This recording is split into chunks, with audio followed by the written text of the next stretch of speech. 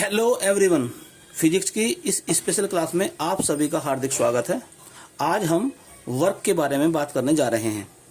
तो अगर वर्क किसी कांस्टेंट फोर्स के द्वारा निकालना हो तो कैसे निकाला जाए। तो सबसे पहली बात आती है कि कांस्टेंट फोर्स कैसा होता है। तो यदि फोर्स की वैल्यू डिस्टेंस या टाइम के अकॉर्डिंग चेंज नहीं हो रही है तो ऐसे फोर्स को कांस्टेंट फोर्स कहते हैं। यानी कि वह बल जिसका मान दूरी या समय के साथ नहीं बदल रहा हो, ऐसे बल को अचर बल यानी कांस्टेंट फोर्स कहते हैं।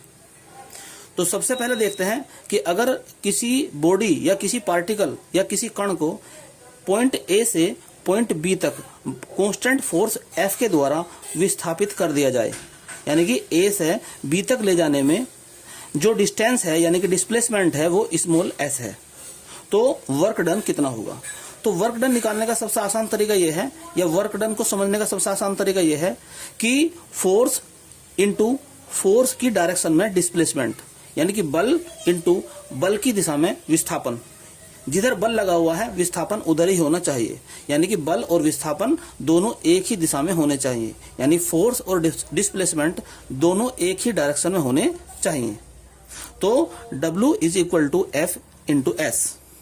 अब यदि फोर्स और डिस्प्लेसमेंट दोनों एक ही डायरेक्शन में नहीं है, जैसे मान लीजिए किसी पार्टिकल को या किसी बॉडी को ए से बी तक विस्थापित किया गया, लेकिन फोर्स जो है वो डिस्प्लेसमेंट की डायरेक्शन में नहीं है, बल्कि डिस्प्लेसमेंट के साथ में वह फोर्स थीटा एंगल बनाता है। तो इस कंडीशन में क्या करेंगे, फिर इस फोर्स का डिस्प्लेसमेंट की डायरेक्शन में कंपोनेंट फाइंड करते हैं। जैसे अगर ये एंगल थीटा है तो इस फोर्स का डिस्प्लेसमेंट यानी ए से बी डायरेक्शन में जो कंपोनेंट होगा वो कहलाएगा एफ कोस थीटा, यानी कि इस फोर्स एफ की ए से बी की दिशा में जो वैल्यू होगी वो होगी एफ कोस थीटा। तो अब हम जो फोर्स है वो एफ नहीं है, बल्कि अब जो फोर्स है वो है एफ कोस थीटा।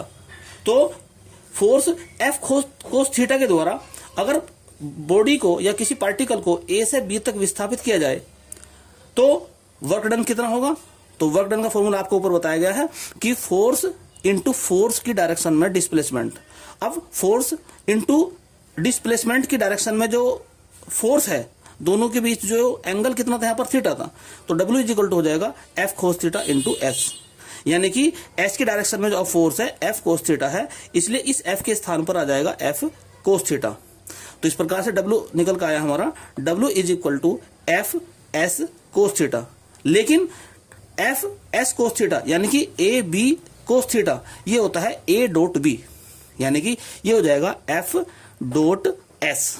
तो इस प्रकार से जो वर्क डन है वो एफ डॉट एस यानी कि एक स्केलर प्रोडक्ट से निकल रहा है, यानी कि अदिश गुणन से निकल रहा है, इसीलिए वर्क डन जो है वो एक स्केलर क्वांटिटी यानी कि अदिश राशि है।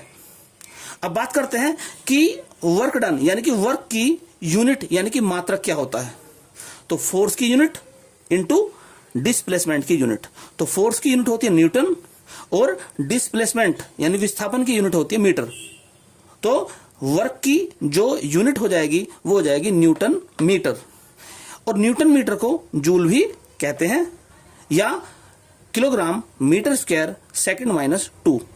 तो ऐसा यूनिट जो वर्क की होगी न्यूटन होगी, न्यूटन मीटर होगी या जूल होगी, या कह सकते हैं इसको हम kilogram metre square second minus 2। अब बात करते हैं कि वर्क की डायमेंशन यानी कि विमेय सूत्र क्या होगा।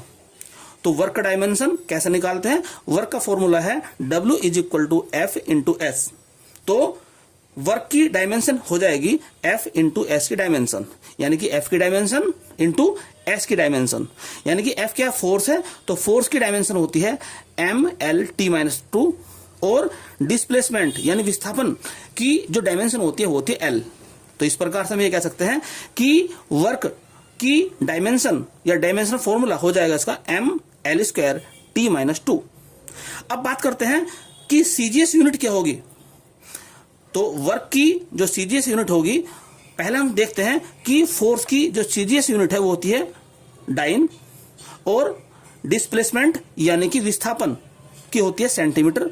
तो इस प्रकार से हो जाएगा डाइन सेंटीमीटर, या इसको अर्ग भी कहते हैं। अब सवाल बनता है कि जूल में और अर्ग में क्या रिलेशन है। तो 1 जूल 10⁻7 अर्ग के बराबर होता है। अब बात करते हैं कि अगर फोर्स की वैल्यू दे रखी हो F1I plus F2J plus F3K, यानी कि जो फोर्स है उसकी वैल्यू दे रखी है IJK के फॉर्म में। इसी प्रकार से जो डिस्प्लेसमेंट है उसकी वैल्यू दे रखी है S1I plus S2J plus S3K, यानी कि डिस्प्लेसमेंट की जो वैल्यू दे रखी है वो भी दे रखी है IJK के फॉर्म में। तो इस कंडीशन में वर्क डन कैसे निकालते हैं? तो वर्क डन हो जाएगा F.S। तो डॉट कैसे निकालते हैं कि I का जो कोफिशिएंट है यहां पर है F1 और S के अंदर जो I का कोफिशिएंट है वो है S1। तो किससे मल्टीप्लाई कर देंगे? F1 की मल्टीप्लाई कर देंगे S1 से। तो इस प्रकार से वर्क डन निकालेंगे F1 S1 plus F2 S2 plus F3 S3। तो इस प्रकार से अगर F की वैल्यू दे रखी होगी IJK के फॉर्म में और S की वैल्यू दे रखी होगी IJK के फॉर्म में, तो हम वर्क डन इस प्रकार से निकाल सकते हैं। अब सवाल ये बनता है कि अगर हम किसी पार्टिकल को या किसी बॉडी को एक पॉइंट से दूसरी पॉइंट तक ले जाएं और उस पॉइंट के कोऑर्डिनेट यानी कि निर्देशांक दिए हुए हैं, जैसे A के कोऑर्डिनेट दे रखे हैं x1 y1 z1, B के कोऑर्डिनेट दे रखे हैं x2 y2 z2। तो यहां पर डिस्प्लेसमेंट नहीं दिया बल्कि कोऑर्डिनेट यानी कि निर्देशांक दिए गए हैं। तो इस कंडीशन में क्या करते हैं? तो डिस्प्लेसमेंट निकालने का तरीका यह है कि S is equal to AB, फिर B का पोजीशन वेक्टर यानी कि पॉइंट B का वेक्टर माइनस OA यानी कि पॉइंट A का पोजीशन वेक्टर या पॉइंट A का वेक्टर। तो किसी पॉइंट को वेक्टर में किस प्रकार से लिखा जाता है? जैसे पॉइंट B की अगर बात करते हैं तो B की वैल्यू है x2 y2 z2, यानी कि B के कोऑर्डिनेट दे रखे हैं। तो इसे वेक्टर फॉर्म में कैसे लिखा जाएगा? x2i plus y2j plus z2k। इसी प्रकार से बात करते हैं OB यानी कि पॉइंट B का वेक्टर कैसे लिखा जाएगा? वो इस प्रकार लिखा जाएगा x1i plus y1j plus z1k। अब इन दोनों को माइनस करते हैं तो मिलेगा हमें x2 minus x1i plus y2 minus y1j plus z2 minus z1k। तो इस प्रकार से वर्क डन निकाल सकते हैं। अगर अर्थात बॉडी को A से B तक ले जाने में कितना कार्य यानी कि वर्क डन करना पड़ा तो हो जाएगा F.S। तो F की वैल्यू दी हुई होगी और S की वैल्यू हम यहां पर निकाल चुके हैं। तो इस प्रकार से वर्क डन निकल जाएगा। अब देखते हैं अगर कोई ग्राफ दिया हुआ हो और ग्राफ को देखकर वर्क डन किस प्रकार से निकाला जाए। जैसे मान लीजिए एक एक्स अक्ष जो है ये रिप्रेजेंट करता है डिस्प्लेसमेंट यानी विस्थापन को, जो वाई अक्ष है ये रिप्रेजेंट करता है फोर्स यानी कि बल को, और जो फोर्स का जो ग्राफ है वो एक्स अक्ष यानी कि डिस्प्लेसमेंट अक्ष के समांतर यानी कि पैरेलल है। तो फोर्स किसको रिप्रेजेंट करता है? डी एच को, और ये जो है एक स्ट्रेट लाइन है जो कि एक्स अक्ष के पैरेलल है। तो अगर फोर्स की वैल्यू यानी कि फोर्स का जो ग्राफ है वो एक्स अक्ष यानी कि डिस्प्लेसमेंट अक्ष के पैरेलल है तो यह फोर्स भी कांस्टेंट फोर्स कहलाएगा। और अगर ये पैरेलल नहीं है तो फिर ये वेरिएबल फोर्स है यानी कि चर बल है, परिवर्तनीय बल है।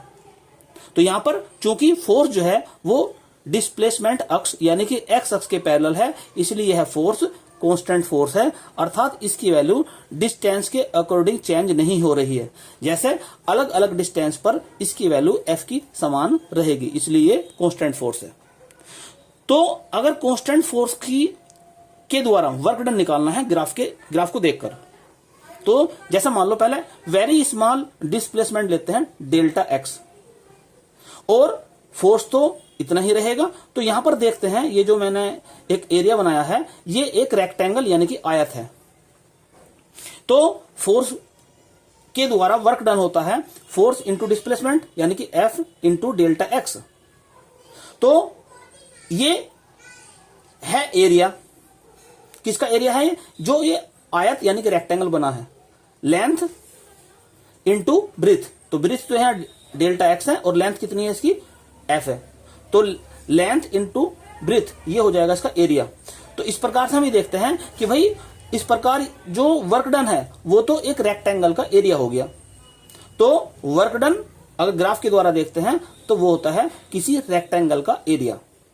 अब टोटल वर्क डन अगर निकालना हो यानी कि ए से बी तक डिस्प्लेसमेंट के लिए अगर वर्क डन निकालना है तो ए का जो पोजीशन है वो x1 है, यानी कि O से डिस्टेंस इसकी x1 है, और B की डिस्टेंस O से x2 है। तो टोटल वर्क डन कैसे निकलेगा? तो टोटल एरिया निकाल लो। एरिया कौन सा निकलेगा? A B C D A, ये जो एक दूसरा रेक्टेंगल, पूरा रेक्टेंगल जो बन रहा है, पूरा जो आयत बन रहा है, इसका एरिया निकाल लेते हैं। तो total work done AB WAB is equal to हो जाएगा टोटल एरिया। और टोटल एरिया कितना है? Area of rectangle ABCDA। और किसी रेक्टेंगल का एरिया कैसे निकालते हैं? लेंथ इंटू ब्रीथ, यानी कि लंबाई गुना चौड़ाई। तो लेंथ कितनी है इसकी? AB, यानी कि x2 माइनस x1। तो AB कितना हो जाएगा? x2 minus x1। ब्रीथ यानी कि चौड़ाई कितनी हो जाएगी इसकी? BC, यानी कि F के बराबर। तो यहां पर रख देंगे F। तो इस प्रकार से टोटल एरिया निकालने के लिए इस जो भी यहां पर रेक्टेंगल बना हुआ है, इसका एरिया फाइंड कर लेंगे, वह एरिया ही वर्क डन कहलाएगा। अब यदि हमें निकालना हो वर्क डन इंटीग्रेशन यानी समाकलन के द्वारा, तो स्मॉल वर्क डन को रिप्रेजेंट करते हैं डी डेल्टा के फॉर्म में, सॉरी DW के फॉर्म में।